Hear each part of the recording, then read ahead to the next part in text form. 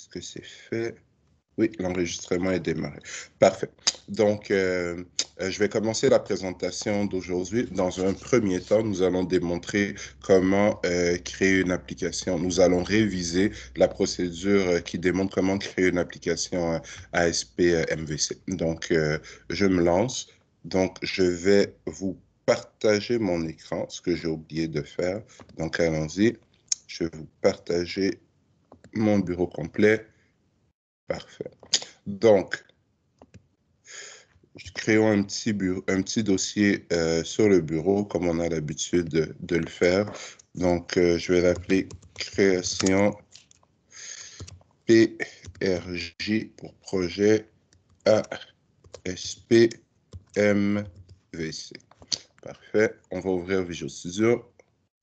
Visual Studio.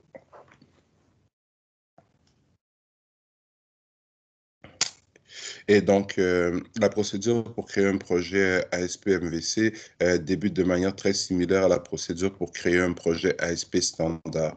Donc, on va sur créer. Évidemment, quand on développe en ASP, on peut le faire dans deux langages. On peut le faire en C# ou en Visual Basic. Évidemment, on va se concentrer sur le C#. Donc, quand on se déplace dans les gabarits de projet, mais on va descendre jusqu'à trouver le gabarit de projet pour une application ASP.NET. Donc, moi, je vais aller ici dans mes projets récents, mais on reconnaît l'onglet, c'est le même onglet qui se trouve juste ici. Donc, ASP.NET Web Application, on le sélectionne ici ou on le sélectionne dans les projets récents si on avait déjà créé une application MVC ou même Webform, c'est le même gabarit de départ. On appuie sur Next, on donne un nom à notre projet. Donc, je vais le renommer comme on l'a fait tout à l'heure pour notre dossier. Donc,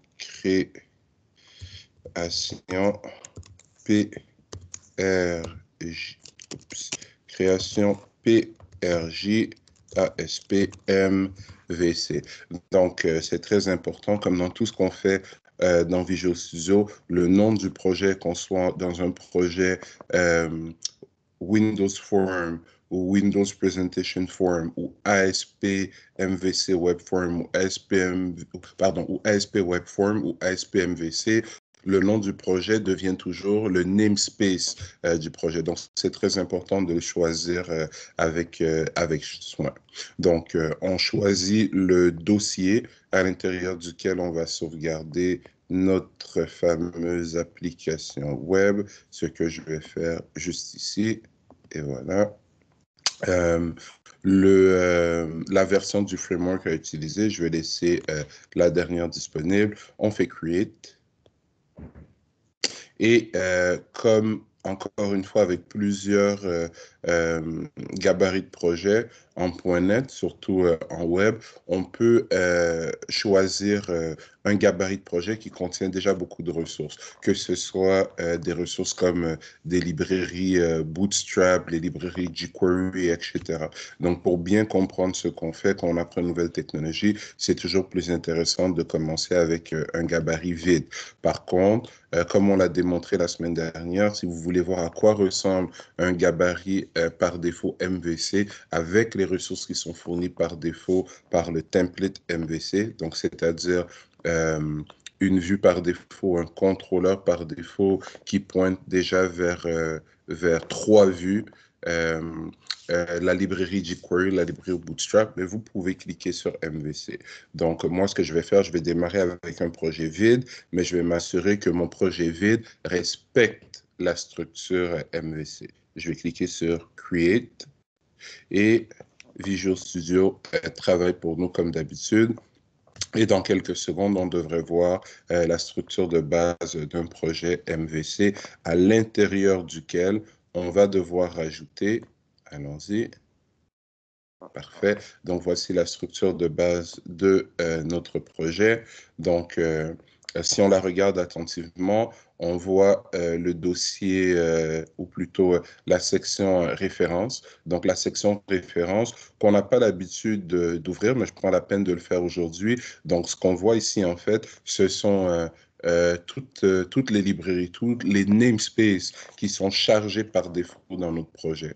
Donc, dans une classe C#, on a l'habitude d'écrire using suivi de système point quelque chose.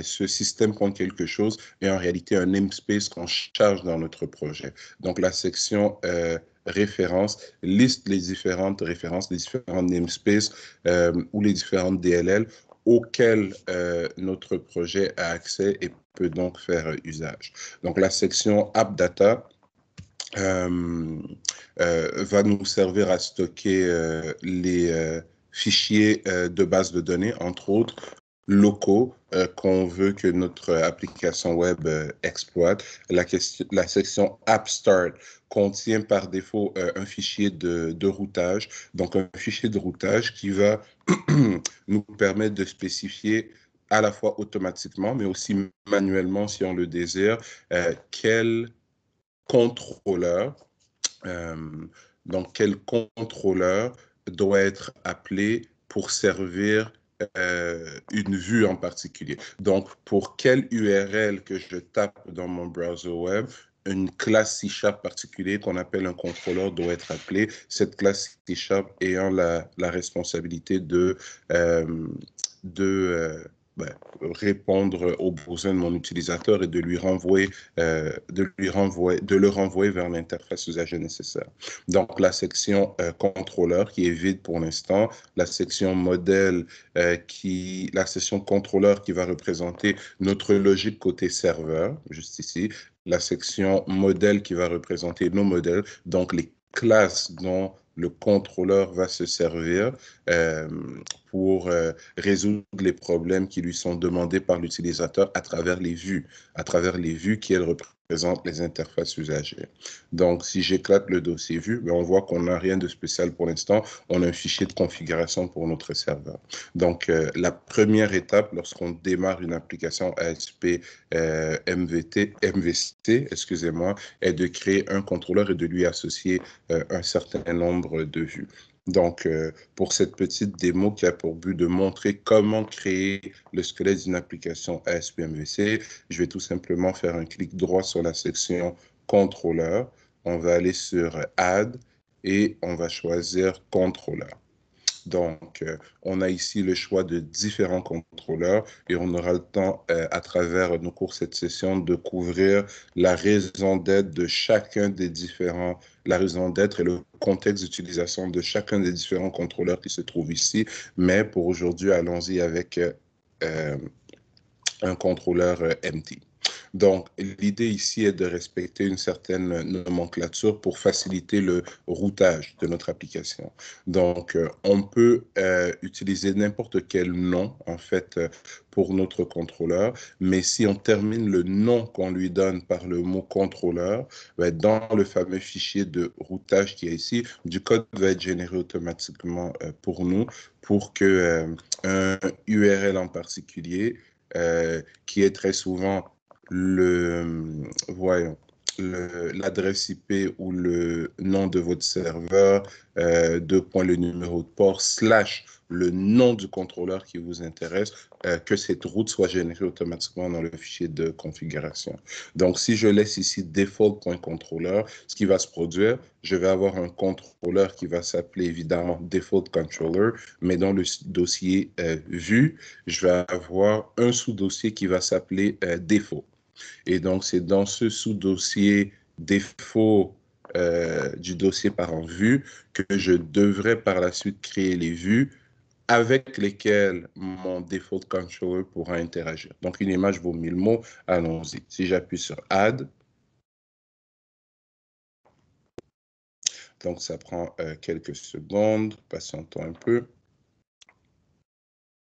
Donc, si j'appuie sur Add, je vois que le default controller vient d'être créé et ce default controller contient en fait une fonction publique qu'on appelle une action. Donc, la fonction publique, il se trouve juste ici. Et simultanément, on a vu que dans le dossier vue, un sous-dossier a été créé. Ce sous-dossier, lui, s'appelant default. Et donc, étant le sous-dossier à l'intérieur duquel on pourra par la suite ajouter des vues qui seront accessibles à partir des différentes actions se trouvant dans le contrôleur.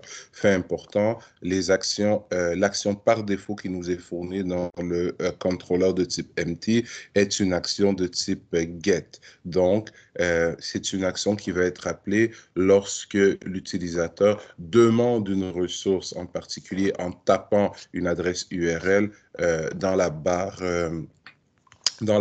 d'adresse d'un browser web. Donc, juste pour appuyer le concept encore une fois, créons un deuxième contrôleur. Donc, contrôleur, add, contrôleur. Choisissons empty encore une fois, add. Et cette fois-ci, ben, allons-y avec, disons, home contrôleur. Ou, excusez-moi, tiens, student contrôleur. Ça va? Donc, je vais faire add.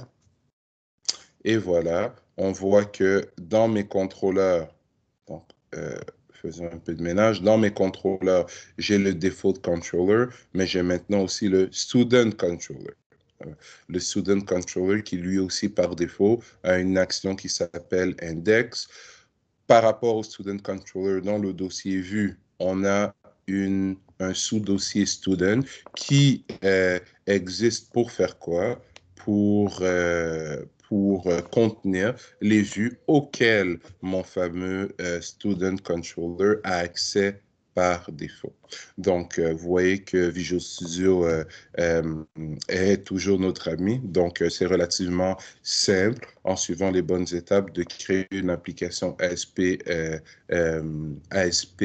MVC contenant à la base un contrôleur et des sous-dossiers permettant d'organiser les vues associées à chacun de ces contrôleurs. Ce que je vais faire rapidement ici, c'est que je vais me rendre dans le default controller pour nous rappeler comment créer une vue basée sur une action se trouvant dans un contrôleur.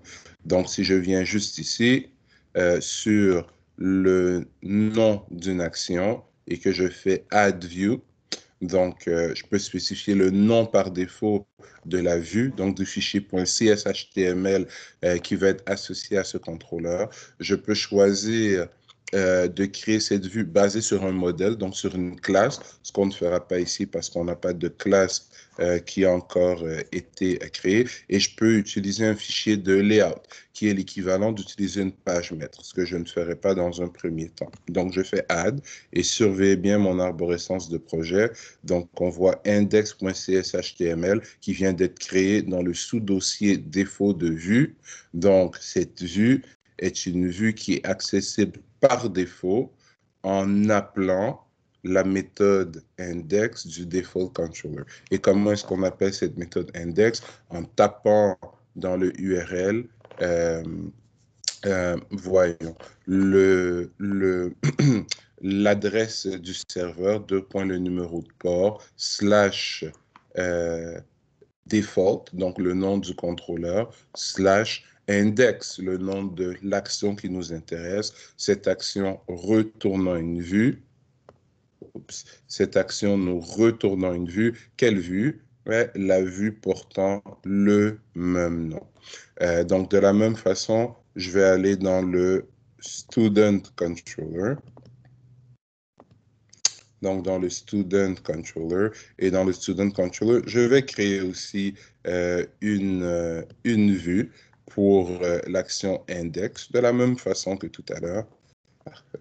Donc, on a deux contrôleurs différents avec chacun leur sous-dossier de vue qui contiennent chacune une vue qui s'appelle index.cshtml. Donc, dans la vue index du contrôleur défaut, qu'est-ce que je vais faire? Je vais venir mettre ici default, ça va? Juste pour qu'on sache où on se trouve. Et dans la vue index du contrôleur student, je vais venir mettre student. et sauvegardons. Donc, maintenant, ce que je vais faire, donc, je vais revenir dans la vue index du contrôleur student, ou plutôt, je vais aller dans le default controller, je vais mettre un point d'arrêt juste ici, dans l'action index, je vais aller dans le student controller et je vais mettre un point d'arrêt juste ici dans l'action index encore une fois. Je vais aller sur la vue index du student controller et je vais lancer mon application. Donc, on va se rendre compte que, donc, donnez une seconde pour que ça compile. Parfait. OK.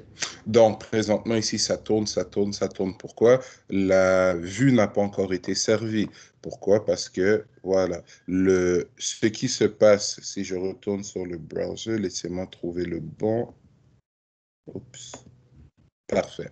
Donc, on voit ici localhost qui est le nom de mon serveur. Localhost qui est le nom de mon serveur, deux points, le numéro de port, slash student, ça va, puisque je me trouvais dans le student controller, c'est la vue, index.cshtml de student que j'ai appelé, donc slash sa méthode index. Donc on voit ici que puisque c'est cette information qui a été tapée dans le URL, le student qui est ici m'amène vers le student controller et, excusez-moi, le index qui est ici, qui soit écrit en majuscule ou en minuscule, m'amène vers l'action index. Donc, on voit bien que les actions par défaut répondent aux requêtes de type GET. On verra tout à l'heure comment créer des actions supplémentaires, des actions pour répondre non seulement à des GET, mais aussi à des POST. Donc, si je continue, donc si je fais allons-y. Donc, step into, parfait. On voit que qu'est-ce qui nous est retourné? C'est la fameuse vue student, donc qui contient le code HTML qu'on avait tout à l'heure. Par contre, si je viens ici et au lieu de student, j'écris default slash index. Oups, excusez-moi. Est-ce que j'ai écrit default correctement? Donc, mon slash index, allons-y. Donc, je vais le relancer. Excusez-moi pour le petit bug. Donc, je vais le relancer directement de la vue. Donc, attendons quelques secondes. Parfait. Si je retourne voir dans mon browser,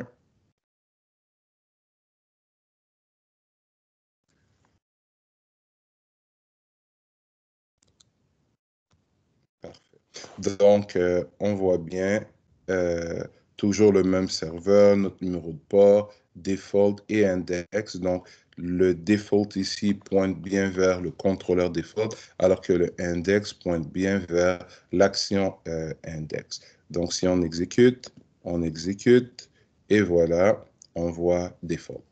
Donc, ce petit vidéo montre, je crois bien, d'une manière relativement simple et concise, comment créer une application ASP.MEC avec comment y ajouter un contrôleur, comment ajouter une vue sans modèle à ce fameux contrôleur. On explique comment associer une action en particulier d'un contrôleur à une vue qui peut être appelée à travers une requête de type GET et on explique comment effectuer des requêtes GET sans paramètres pour l'instant, mais vers notre fameux serveur. Donc, le nom du serveur ou l'adresse du serveur, deux points, le numéro de port, slash le nom du contrôleur, en tout cas, le préfixe du contrôleur, parce qu'un contrôleur, si on suit la nomenclature, commence par un nom de contrôleur suivi par le mot contrôleur. Donc, dans le URL, on ne met que le nom qui précède la string contrôleur, suivi de slash, et de l'action, du nom de l'action qui nous intéresse. Donc, je vais stopper cet enregistrement à ce point-ci, puisqu'il nous démontre la structure de base d'une application MVC avant de continuer. Donc, stoppons l'enregistrement juste ici.